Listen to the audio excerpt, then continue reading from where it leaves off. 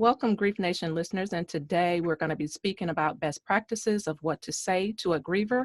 And today I have Dr. Susan Clark. She's a licensed professional counselor, founder and owner of Clark & Clark Counseling Center, LLC in Stockbridge, Georgia. And I'm just delighted that she accepted my invite to come on and talk to us today. How are you, Dr. Susan? I am doing well, Miami. It's such a privilege and an honor to be able to speak with you. I heard so much about you. Oh, thank you so much. So we're going to just dive into the questions today. And the first one I have is, what is your philosophy regarding best practices of what to say to a grieving client? Well, I think the best practice is to just say something that's comforting. So often people say things that doesn't feel like comfort, doesn't feel like joy, doesn't give me any peace. So some of the things you could say is like, I'm sorry to hear of your loss. It's okay to cry. I'm here to help you. Um, I'm I'm here to listen to you. Just be available. Absolutely.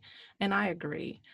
There's so many things that shouldn't be said, but just the comforting things, like you Mm. say, is very important. And what has been the worst things that you've heard that has not been very comforting to people from a person that has said something to a griever? Wow, there are so many things, and I counsel so many people that are grieving, and some of the things they say. And so, to be inclusive, the most hurtful one is to say that God needed them more than you did. Uh-huh. And the God I've served is awesome. He's loving, and how can the Creator need something Yeah. to continue? And I think that's one of the worst ones. There's a lot of other ones. Yeah. You can have more children. You're young. You can get married again. But Mhm. that one, like God needed them more than you. How could God need my child more than me or my Right. husband? I don't think it's possible. Yeah. Yeah. Wow. That's a heavy one right there. Now that you've brought that to my attention, yeah, the God I also serve is, he's all almighty, all everything, he doesn't need anything like you said. No, I do know that I He's believe all God. sufficient. Yes, he's all sufficient. He's the creator. He made the universe. He made everything. And he's going to need my child. He's going to need my husband, Yeah. need my sister, my grandmother. Right. I can't fathom that. And for you to come up to me when I'm grieving to say that God needed them more than me, it makes you want to say something that's not polite. Right. Sometimes that happens with grievers, right? A lot of Yes, times. that's how it happens because grieving takes a lot of energy and you're not Yes. yourself and you may not be able to have that better filter as usual. Yeah. Yeah. So how can grievers determine which type of therapy is right for them, or, what kind of therapy is needed at the time? Well, I believe the type of therapy is needed is anyone that will listen. Just listen, someone that will listen. Um, the therapist doesn't have to be specialized in grief counseling, but if they have good listening skills, or maybe I'd say great listening skills and have empathy and compassion, that's what they need. Yeah. That's what they Oh, need. yeah, absolutely. And what are the best practices to say to an individual that may need therapy? Just trying to encourage someone. How can I try to help, say, for instance, my mom, if she's still grieving, or what can I say to her?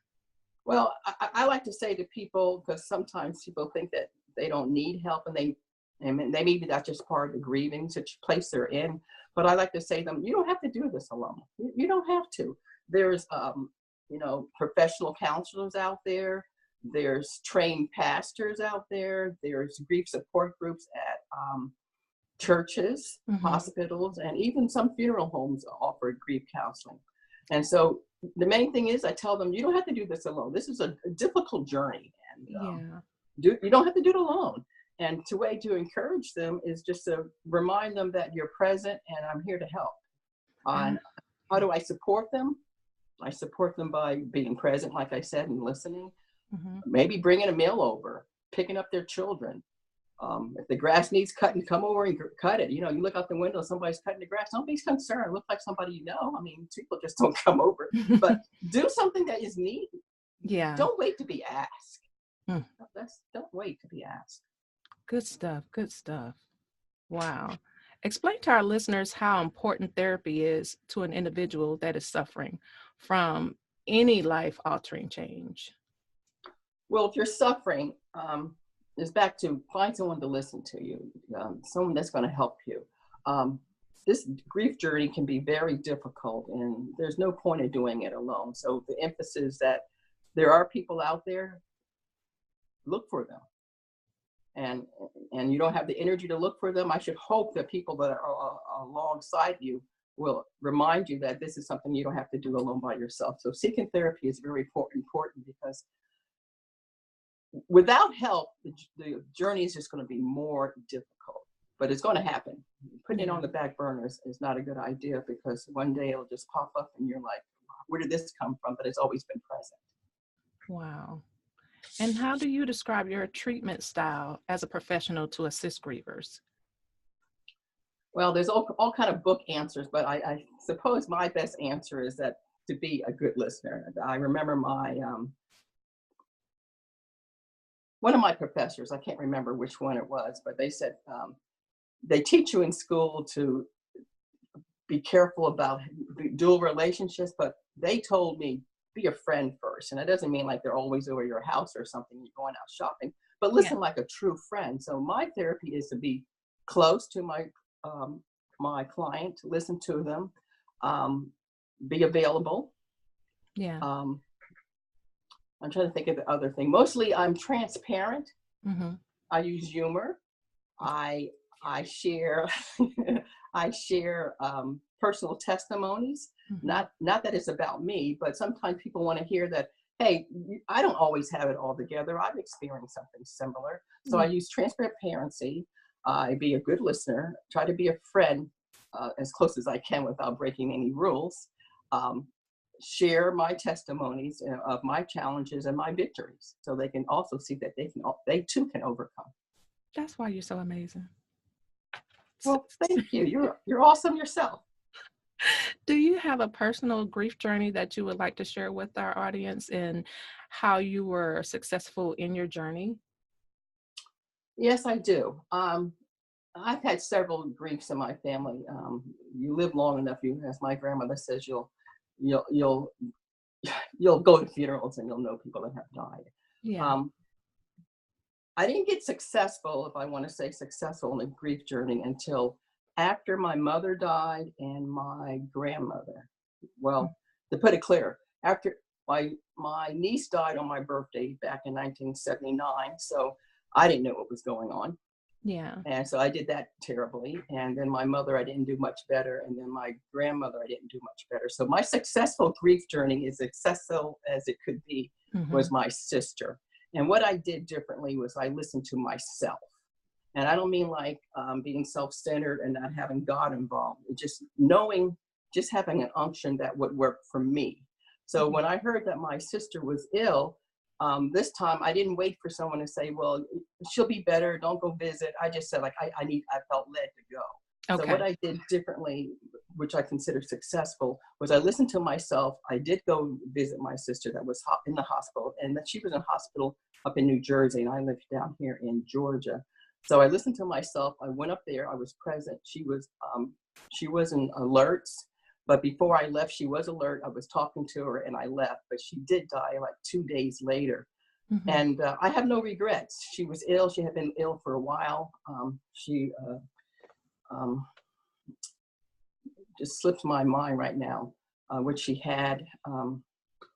But her illness is what she ended up dying from her. But to be very clear on my answer, I listened to myself, and I have no regrets for going up there, because I did what I felt was necessary. And I think that's what people need to do to be successful in their journey. They need to listen to themselves. Do I need to rest? Do I need to eat? Do I need to get out? This helps. This doesn't help. You know, that's what makes it successful. Is it something you want to do? Go through a grief journey? No, but there are better ways to do it. And healthy grieving is very important. Yeah, I often tell people, I'm sorry to hear about your losses, first of all, but I often tell people that I just never stood up like I was in front of the class waving my hands. Oh, choose me, Lord. I want to be a grief coach. Please, please, please. I just want to do that. Who does that? Nobody wants to just jump up and do this. But, you know, it's just it's a calling, and I think you have to be guided to this kind of work. And it's just, I don't think that a person can't heal themselves without having a grief coach or a counselor. But I'm just saying, for me, with my journey, it was God saying to me, okay, look, little lady, I know you've gone through a lot, but like you said, listen to yourself, and then you'll find your way out of it. And I think we all have that ability to self-heal ourselves, if we do exactly what you just said. Just listen Right, to ourselves. because whether you believe you have a higher power or not, Yeah, you have thoughts, whether you believe a higher power is giving you those thoughts or not. But just be still and hear and yeah. listen and move, Be move still. forward. Yeah, Move be still forward. and know, right? Yes, that's right. Be still Be and know. still. Yes, yes. How can a parent support their children that are grieving from loss? Now that's not very easy because when you're grieving, the children kind of can get lost in this situation. Um, I think the best thing to do is listen to them. It's always going back to listening to them, answer their questions age appropriately if you can, Yeah. and let them know it's okay to cry because sometimes children, being that they're so young, depending on their age, don't have an understanding of if they caused some of this. I was mean to grandma, so that's why she didn't come back, or Oh. something like that. So I think Mhm. it's very important. Um, Parents definitely should avoid saying that they're just sleeping because then children get afraid to go to sleep. And so what parents can do is be present and listen, answer their questions age appropriately. Okay. Thank you so much for that. We don't know how to help. I don't think well, when you're going through grieving yourself and then you have children that are Yes. also going through it, no one knows what they're doing. We just, like it's a journey and we're all trying to figure it out, but we do need some awareness to help us learn. So I thank you for mentioning that. What is your recommendation on supporting our school system for teachers dealing with the grievance of children? I think the teachers have a whole lot of things on their plate. And then Yes. if you have little Johnny or Susie coming back and their mommy died or a friend, or even they're grieving the fact that they're new, they moved here and they missed their friends, Right. or the puppy died. So teachers got a lot on their plate. So the thing I recommend is that I know the teachers are being trained, but train them a little bit more. Train them a Yeah. little more. Like let that be a continuing education unit or something that is required as a refresher. And whether it's a teacher doing the work or a counselor, let the children express themselves. Let them be able to draw or color or have a day that they can all talk about what they like about puppies or something Hmm. that they can talk and understand because children really do things through play therapy. So it doesn't mean that teacher's going to dedicate a whole week to this, but if somebody's coming back, a child, a young adult, maybe we can have a subject about what's a friend look like, or what do we do when somebody moves away, something that can address a loss without maybe specifically addressing their loss. All So right. because children do, they need to be able to share their feelings. If no one teaches that, they bottle it up, Hmm. and then we're wondering why little Susie and little Johnny's acting out. Right. Absolutely. Oh, that just gives me chills. Thank you so much. Oh, that was nice. Oh, so have we heard legislation excuse me, not legislation. Have we heard commissioners and leaders in the educational system? We need those type of topics or um, something that can help our children understand and just have the conversation and talk about grief. So I hope if you guys are listening, I hope you pull more of this onto the agendas of each school year about helping our teachers train our young children that are dealing with so much grief. So are there any reasons why people do not seek therapy first? Well, I think it's not taught. Yeah. It's not taught in our homes. We're sometimes parents are teaching. It's just us. My name is Clark, and if I was, which I did not, but if Hmm. I was home, like whatever happens in the Clark's house, stay in the Clark's house, and that's not good because then you don't know what to say, when to say something, and you're taught to be silent. But if you have a family that teaches openness, and we get together and have family meetings, then we can be able to share our feelings, and we can go as far as saying, let me know if something is bothering you. Mhm. If you're ever in a position you need something, it's okay to seek help out. I have already told my children, um, I am hopeful, prayerful that I will exceed my upon death before my children, because I know the death of a child is the most devastating loss.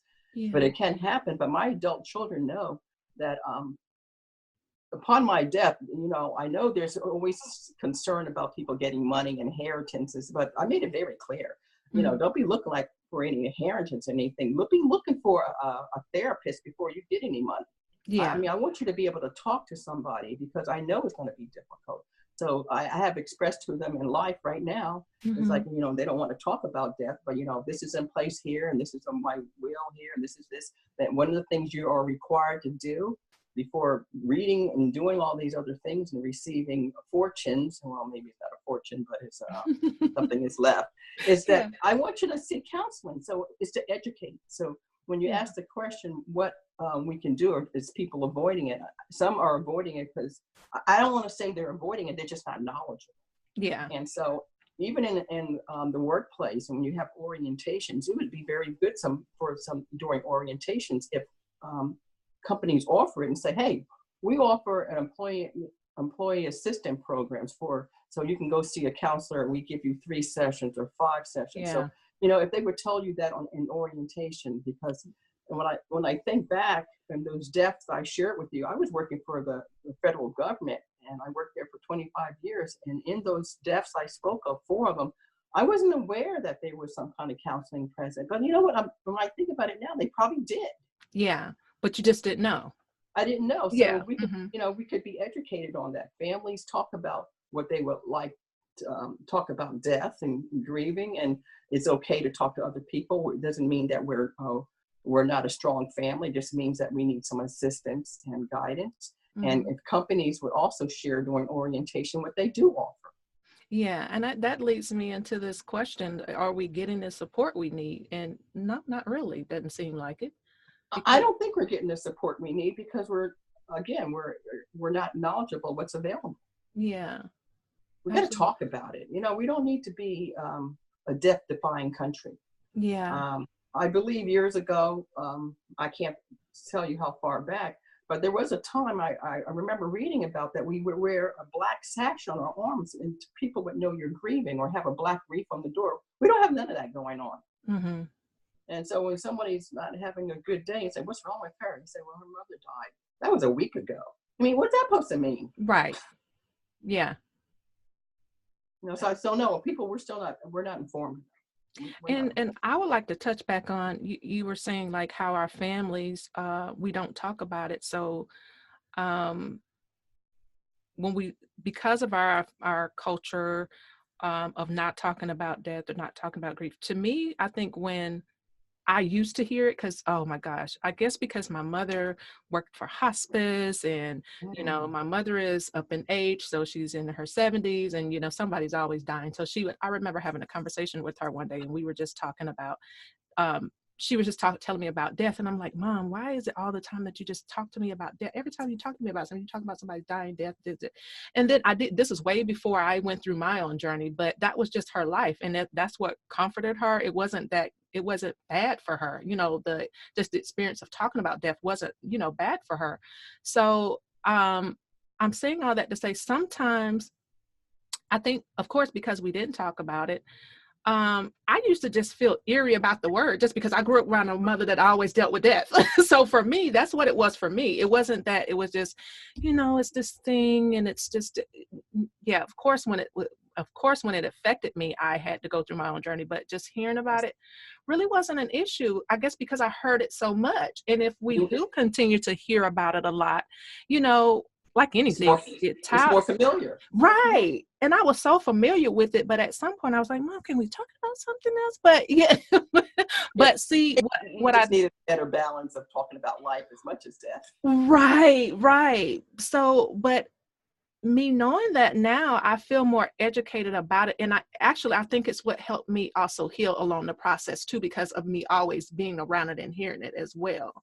Right. Um, but that's just weird. But I really want people to have the conversation, like you're saying. You gotta have it. You gotta have it. And I think another reason people don't want to have the conversation because they feel like they're being jinxed. Oh, you're talking about death, now someone's gonna die. You're talking about death, that means you're gonna Mm-hmm. die. Well, stop Mm-hmm. talking about it, mom, because that you're gonna jinx yourself. And it's like, where did that come from? Yeah, absolutely. So So how it's can taboo. We don't talk about it because we're gonna something's gonna happen to us.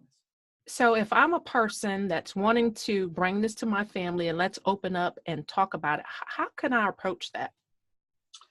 Okay, so I'm thinking you may have to do it individually because everybody responds differently. Right. You know, I'm the part I did, I can just tell you, for my family, I can say in general to them, hey, like I was just saying earlier, one day I'm going to be leaving here and y'all need to get your stuff together and make sure you go to, and then I Right. want you to make sure you go to counseling. But Mm-hmm. when I'm going to speak to them individually, like, well, I want a casket or I want to be cremated and I want to wear a certain color and I want certain music played. They're like, everybody's Yeah. all upset. But I would do that individually. So Yeah. if depending on family members, certain things you can say group. Other ones depend on, like you say, you know how your child is. You do one-on-one. Maybe we went to the movies first, or maybe we did something they liked first, and then we go out to eat and say, I want to talk about something important to me. So what is that, mom? So you already got their attention Yeah. because You didn't give them a you soft done, blow. that's right. You done went to the movies, or you went and bought them their favorite pocketbook or whatever, and then Uh-huh. we're eating, and you say, I need something to talk to you about, something personal, and they say, well, what is that? And then you go right into, this is something deep. We're on a high, and now we're Yeah. talking about death. But I Right. think we're going to be more attentive because you already showed that you love and you care about them. Absolutely. Oh, yum yum. Good Yes, stuff. so Good you stuff. already showed that. So you kind of eased it in. It's not a trick. It's just that Right. you already showed love, and now you said, Yeah. because I love you and you know you're important to me, but I need to share something with you because I know when this time comes, it's going to be difficult for you. Oh, And wow. and I want to let you know these are things I have prepared and these are things in order. And so I don't want you to be, I don't want to make it any worse. Mm-hmm. Like, where's the will and who's getting the house? And I Yeah. mean, I just knowing my children, I could express this easier with Mm-hmm. my daughters than my son. Yeah. And so we're going to work with this daughters first and then move Yeah. slowly to the son. Yeah. Because we know each of our children. So That's exactly right. yeah. So you And know how I to think sense. letters are, and leaving and having a letter is very nice too. Yes, absolutely. And putting things in order. Positive letters, not Yeah, yeah, things. yeah. Um, I knew of this family that I helped during their hospice time with their mother, and she made it known of everything. This is what I want. This is what it's gonna do. This is how you're showing up. This is what and it really gave them some guidance. And then later on, after the years have passed, they feel good about that. They really felt because they obviously she knew that they were not going to be in their right mind and that, that they needed to focus on what needed to be done. And she That's knew who right. to appoint to do what. So yeah, Yeah, that's that good. helps. That's a good legacy to leave. That's helpful, even Yeah. though, like you said, they may not believe it. But I think they, when you're grieving, you're not yourself. So I can't say how people are going to be managing it, but it's what you just said, Maya. I mean, when they look back at it and say, well, she was thorough, and that might have came across controlling or bossy. Oh, she's bossing around her death. But you know, I don't know what people might be Yeah. thinking, but like you said, they go back and think about it and say, man, that did help. Yeah, It did absolutely. help. It did help. So everybody, I have to reveal this is my amazing therapist. So I had to just say that because you have to want to believe that there's something else bigger than yourself out there to be able to assist and guide you through life. And this amazing woman, I tell you, I just randomly uh, seeked her out to figure out, okay, what do I need? I was told about that I had these 6 available sessions free through my job. And I just said, okay, I got to find someone. And immediately her last name clicked with me because that's my grandmother's last name. So I saw her beautiful face online and I said, oh, she's the one. She was in my area and it just all worked out. And you guys, she's a low-key comedian. I just have to let y'all know that. And this is why I love her. But I want you guys to know therapy is healthy, and it's clean, and it's good for you. It allowed me to, get on a better track of learning who I am and discovering more about myself. But can you tell us how can we reach you and provide your website, social media, whatever you have to give to us to Well, thank contact you? well, thank you, Mommy. Those are very encouraging words. Sometimes I doubt if I'm serving enough, but when I hear words like yourself, it just reminds me I'm on the right track. You are. And I am making a difference sometimes. You are. Thank you. My telephone number is 678-438-4225. And that's the number you can reach me at, but I am busy and God is using me.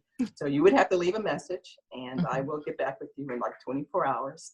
I do not have a website. I haven't decided if I will get one, but I can be, I'm not gonna say I can be reached, but you can go to on the internet to healthgrades.com. That's the word health and the word grades combined is one word, healthgrades.com.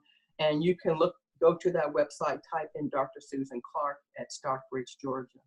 And what it will show is other comments from clients that I have served. Okay. And so, I don't know if I'm, like you said, a low-grade comedian, but I'm not paying these people. So, so the comments there are genuine from people's hearts. So you can go there and learn a little bit about how people see how, what they say about my ministering to them, because it is a ministry in my opinion. It is. Not everybody can do this and be able to lay down at night and go to sleep, because hearing the hurting and the brokenhearted and the wounded is something that God has gifted me to be able to do and be able to sleep at night. Well, I'm thankful for you. And before Well, I thank let you you. go, what has your attention in the grief world that you would like to change or bring more awareness to that we have talked about or we haven't? Well, I think we've talked about it. What needs to be changed, it needs to be more awareness, education on how to help, what to say, what not to say, being a good listener, being present. Yeah, being a good listener and being present. And if you don't have anything good to say, as Mom say, don't say anything at all. Just be still. Amen.